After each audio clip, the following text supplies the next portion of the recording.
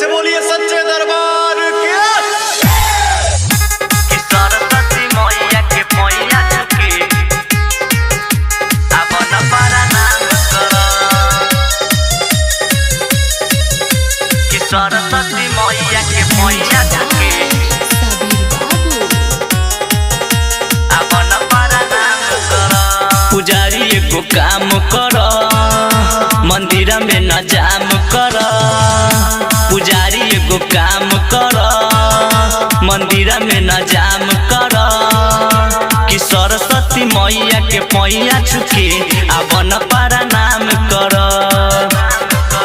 अरे बिना बली मैया के दया से दुनिया में तू हो नाम कर।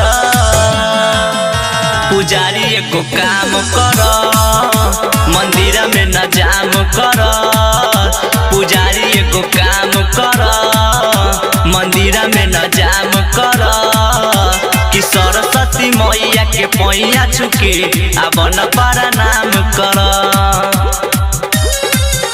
कि सरस्वती मैया के पैया चुके म्यूजिक बाय मनोज मनोहर अपन पारा नाम कर।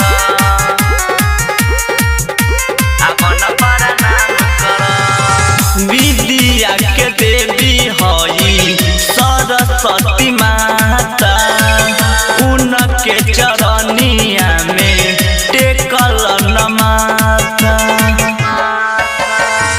विद्या के देवी हई सरस्वती माता उनके चरनिया में टेकल नमाता।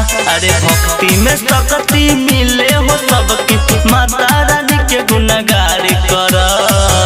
पुजारी एगो काम कर मंदिर में न जाम कर। पुजारी एगो काम कर मंदिर में न जाम कर कि सरस्वती मैया के पैया चुके अपन पारा नाम कर। कि सरस्वती मैया के पैया चुके अपन पारा नाम कर।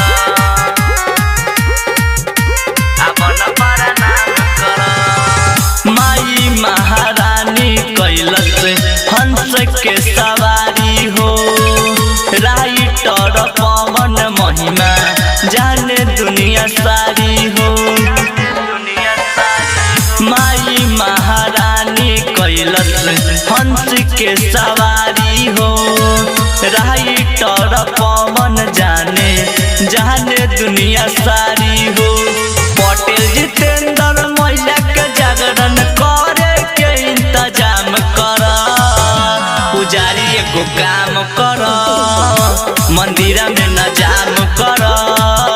पुजारी एगो काम कर मंदिर में न जाम कर कि सरस्वती मैया के पैया चुके अपन पारा नाम कर।